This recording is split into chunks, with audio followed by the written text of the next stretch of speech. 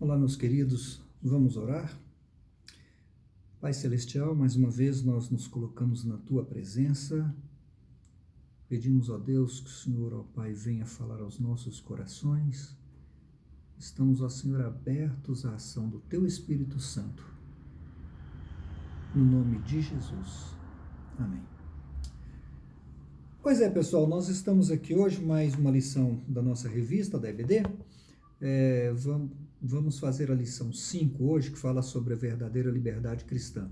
Na lição passada a gente já tocou nessa questão da liberdade, nós já falamos um pouco sobre essa questão da liberdade, como é que nós alcançamos essa liberdade. Nós vimos a ação de Jesus Cristo, né, para que a gente pudesse ter o alcance desta liberdade. E é algo maravilhoso que faz toda a diferença na vida daquele que é um seguidor de Jesus, daquele que é um discípulo de Jesus. É bom ele entender, é bom ele saber, né, que ele tem essa liberdade. Mas a questão da liberdade é algo que a gente deve assim olhar e discutir também um pouco, porque o que é liberdade? Hoje com tanto relativismo, né, a gente vai olhar para essa questão da liberdade e as pessoas começam a relativizar também a liberdade, assim como a verdade, né? Um dia nós já falamos para vocês que a verdade hoje ela não é absoluta, ela é relativa, porque cada pessoa cria e tem a sua verdade. E a liberdade também passa a ser um conceito em que as pessoas criam seu conceito de liberdade e vão pautar sua vida dentro deste conceito que ela criou. Mas nós temos princípios norteadores que vão nos falar biblicamente o que é a liberdade. No mundão aí, assim, para as pessoas que não conhecem a Jesus, que não querem ter uma relação com ele ou não tem porque não conhecem, as pessoas têm um conceito de liberdade que é algo muito amplo. A liberdade para eles é algo que se a gente for considerar dentro dos parâmetros de limites, existem poucos limites para as pessoas porque elas acreditam que a liberdade é ampla, total e irrestrita, e isso dá o direito a elas de fazerem, pensarem, agir o que quiser, da maneira como quiserem. A gente fala sobre a liberdade, então é muito importante que a gente possa também ter esta ideia, né, do que a sociedade propaga como liberdade. Em 1960, mais ou menos, vocês vão falar, poxa, voltou lá no fundo do baú, né? Mas vocês não eram nascidos, né? E então é assim, naquela época teve um movimento que era considerada assim uma revolução sexual que foi promovida por pessoas, por jovens, os chamados hippies. Os hippies, eles eram pessoas que tinham um conceito de liberdade ampla, total e restrita. Eles achavam que o conceito de família era errado, que o conceito plantado por família, os conceitos plantados pela educação cristã, as verdades cristãs, tudo isso aí eles consideravam como coisas que tiravam o direito das pessoas, que prendiam e tudo. Então eles decidiram tomar o conceito de liberdade de forma, sim, total. E eles promoveram então a revolução sexual, onde ali eles... o sexo era aberto totalmente, né, não tinha essa questão de eu ter uma fidelidade com uma pessoa, com outra, não tinha, era total. E foi a mesma época também, além dessa questão da liberdade sexual, uma liberdade muito grande no uso dos entorpecentes. Essa coisa foi assim, muito aberta. Foi na época, logo que aconteceu então o grande festival de Woodstock, um festival de rock, onde as bandas de rock foram tocar naturalmente músicas em que pregavam esta liberdade, ou essa que nós consideramos uma falsa liberdade, né? Mas então essa época de 1960 foi uma época que marcou bastante a sociedade, Porque, na verdade, quando se fala que eles estavam querendo uma revolução sexual, estava havendo era uma revolução social muito grande. Eles estavam quebrando princípios, quebrando conceitos. Por quê? Porque não tinham temor de Deus. Então, para eles, o que eles quisessem fazer estava certo. Então, isso veio trazer um grande prejuízo para todo mundo, né? Foi a época dos hippies falavam paz e amor, né? Liberdade total, né? Mas a gente vê que esta liberdade que eles pregavam trouxe consequências gravíssimas para toda a sociedade, não é? Trouxe consequências gravíssimas. Foi quando aumentou o número de filhos sem pais, sem conhecimento de pais, quando jovens, adolescentes abandonavam suas casas para se aderir ao movimento, foi quando o consumo de drogas acelerou, foi quando as pessoas assim realmente entregaram sua vida, né, para a libertinagem. Não era liberdade, era uma libertinagem. Então este é o conceito que muitas vezes a sociedade aí fora tem sobre a liberdade, né? Mas quando nós falamos esta questão de liberdade, da maneira como nós entendemos que é a maneira cristã, não é? A gente vai olhar aqui o apóstolo Paulo na carta aos Gálatas, no capítulo 5, no verso 13, ele fala assim: irmãos, fostes chamados para liberdade. Olha o que Paulo fala: fostes chamados para a liberdade. Mas não useis da liberdade como pretexto para a carne, antes sede servos uns dos outros pelo amor. Então, olha só, quando Paulo está falando aqui sobre esta questão da liberdade, quando ele fala que nós fomos chamados para a liberdade, não é uma liberdade da carne em nós.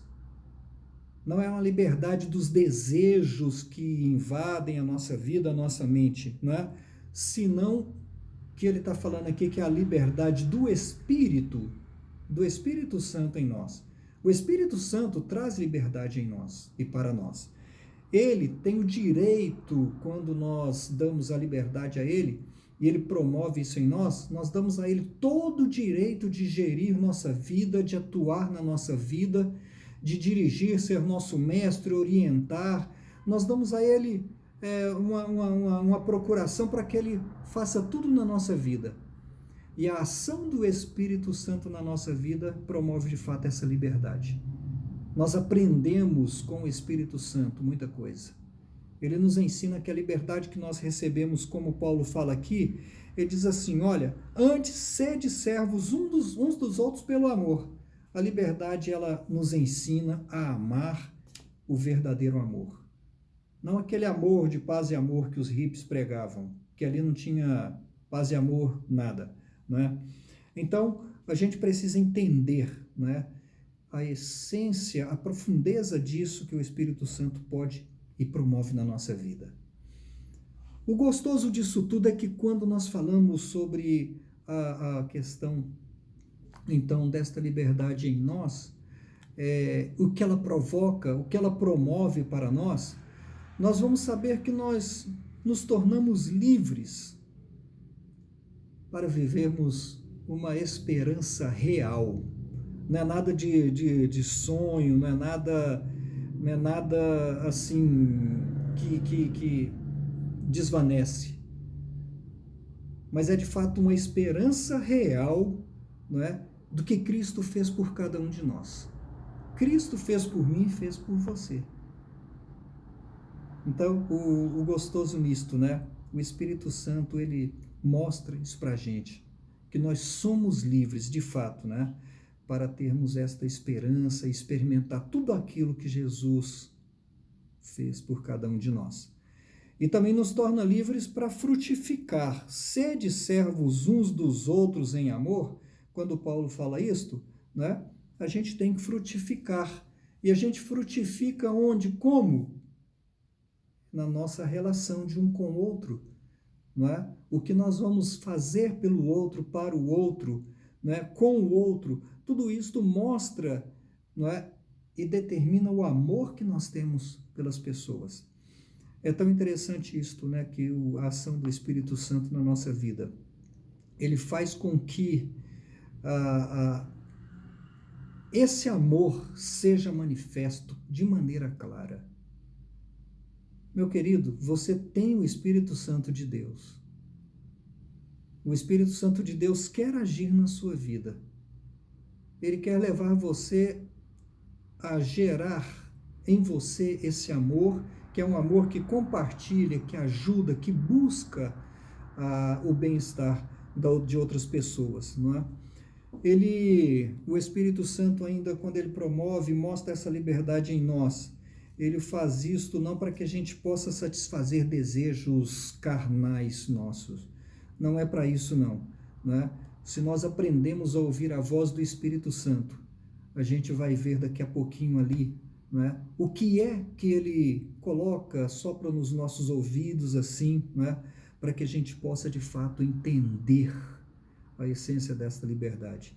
E também nós experimentamos esta liberdade do nosso egoísmo, não é? Que muitas vezes a gente só pensa na gente de fato. Eu só penso em mim. E quando eu só penso em mim, eu não me importo de fato com outras pessoas, com o que as outras pessoas estão vivendo, com o que elas estão sofrendo, com o que elas pensam, não é? A liberdade em Cristo, ela me libera deste egoísmo, de eu só pensar em mim mesmo. Eu tenho que me importar com o outro.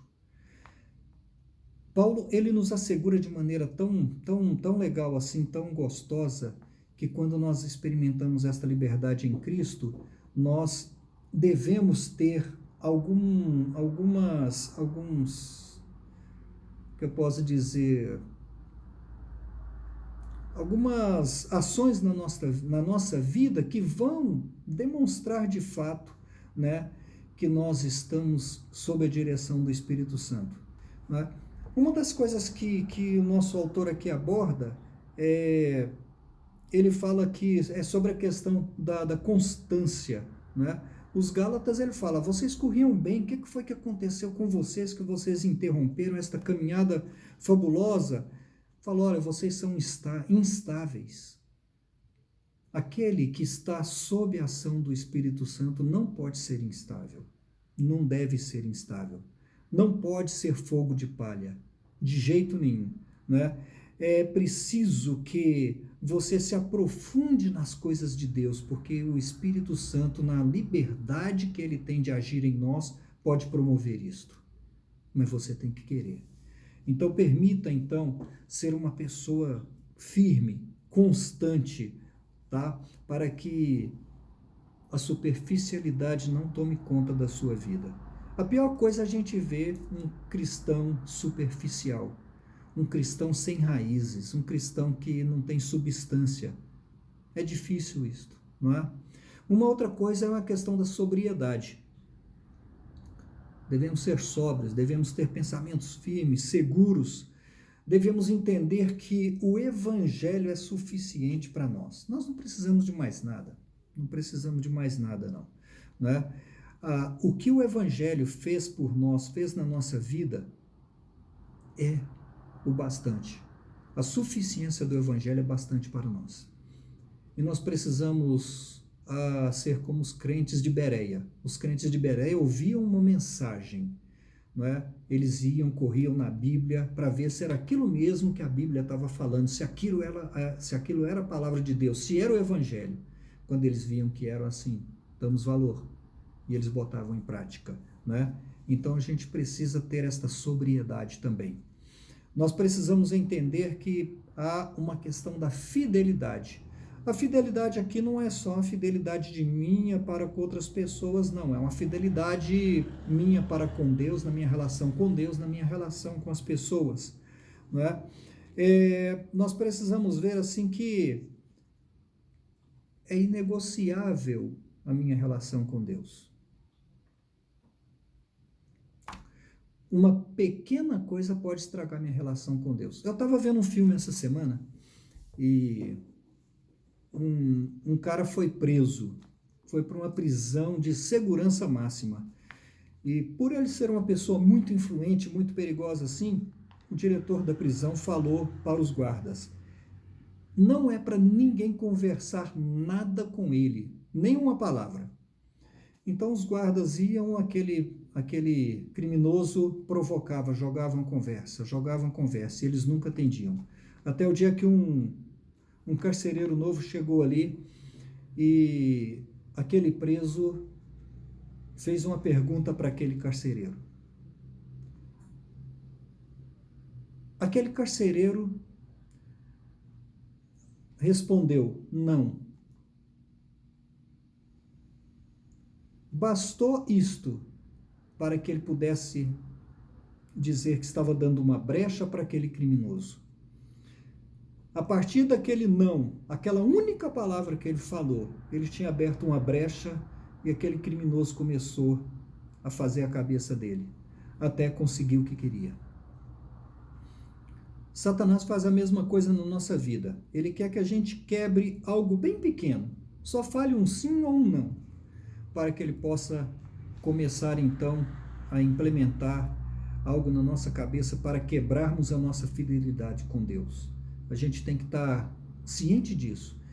O Espírito Santo nos torna fiéis para com Deus e nós não podemos nos descuidar disto. Outra coisa que o apóstolo Paulo fala é sobre a questão da hostilidade. Nós somos transformados, somos libertos para vivermos uma vida livre, mas o mundo jamais vai nos ver como pessoas livres. Eles vão nos hostilizar. A gente deve se lembrar que primeiro eles hostilizaram Jesus. Eles vão hostilizar você também. Se você é um cristão de fato, o mundo vai te odiar, o mundo vai te perseguir. Mas você que experimentou a liberdade, que tem a liberdade, o Espírito Santo na tua vida, deve ter a certeza e a convicção, né, de que você deve permanecer firme e longe das questões iníquas deste mundo.